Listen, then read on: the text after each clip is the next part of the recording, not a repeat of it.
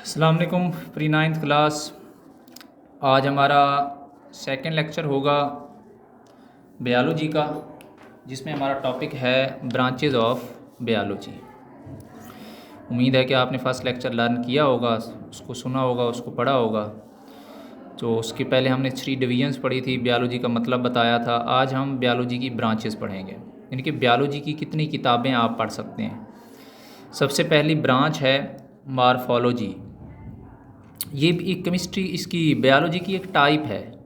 इसमें आप क्या पढ़ते हैं, हमने बताना यह है कि मॉर्फोलॉजी में हम पढ़ेंगे क्या। देखिए इसमें आएगा the branch of biology which deal with the study of forms and structure of living organism.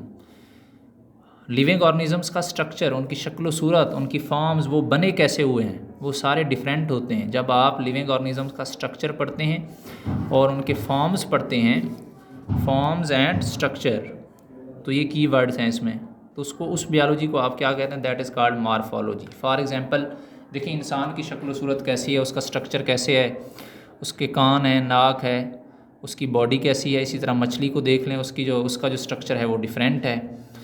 तो हर लिविंग ऑर्गेनिजम्स का स्ट्रक्चर और उसका जो फॉर्म और स्ट्रक्चर पढ़ेंगे, हर लिविंग ऑर्गेनिजम्स को बाहर से देखेंगे, तो उस बायोलॉजी को आप क्या कहते हैं, दैट इज़ कॉल्ड मॉर्फोलॉजी। इसी तरह एनाटॉमी है।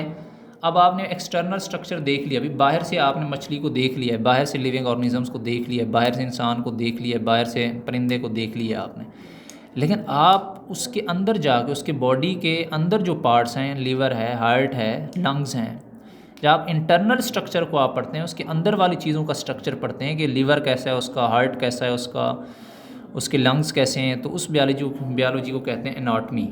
एनाटॉमी क्या है, the branch of biology that deals with the internal structure of living organisms.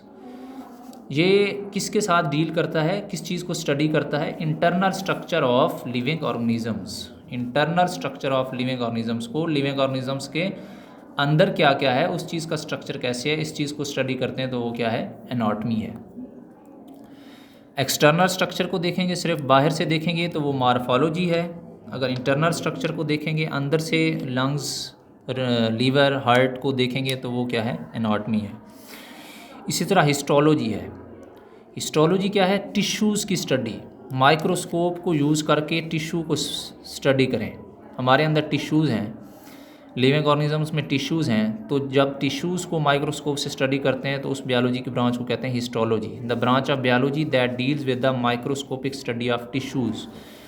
Tissues ऐसे नहीं नज़र आते, छोटे होते हैं, इसलिए उन्हें माइक्रोस्कोप से देखा जाता है, माइक्रोस्कोप यूज़ किया जाता है उनकी स्टडी के लिए। तो जिस बायोलॉजी में आप टिश्यूज़ से, माइक्रोस्कोप से टिश्यूज़ का मुताला करेंगे, स्टडी करेंगे, वो हिस्टोलॉजी है। The branch of biology that deal with the microscopic study of tissues.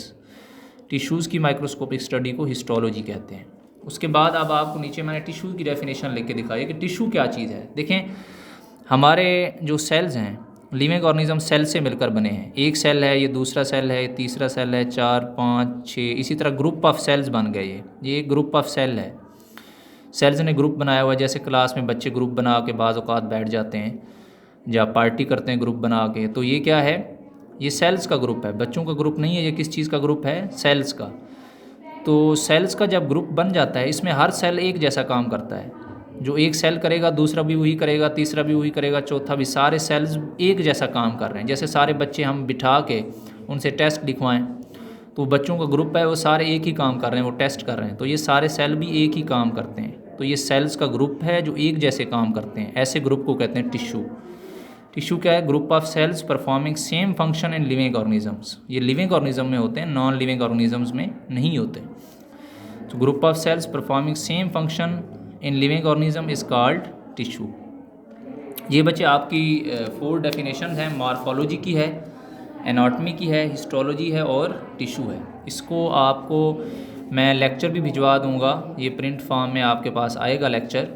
तो जब आपके जो पेरेंट्स हैं वो डायरी लेने आएंगे, तो उसमें हम ये लेक्चर वहाँ पे रख दूंगा मैं प्रिंट करके। तो आप इसको पहले यहाँ से समझें, समझने के बाद इसको लर्न करें और इसको बंद करके अपनी कॉपी पे लिखें, और वो कॉपी सबमिट कराएंगे आप, और फिर हम वो यहाँ से चेक करेंगे और सबमिशन की डेट आपको यहाँ पे बता दी जाएगी।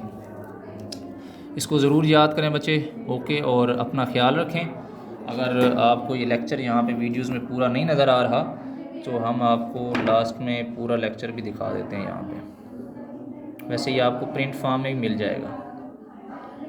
ओके, अल्लाह हाफिज़।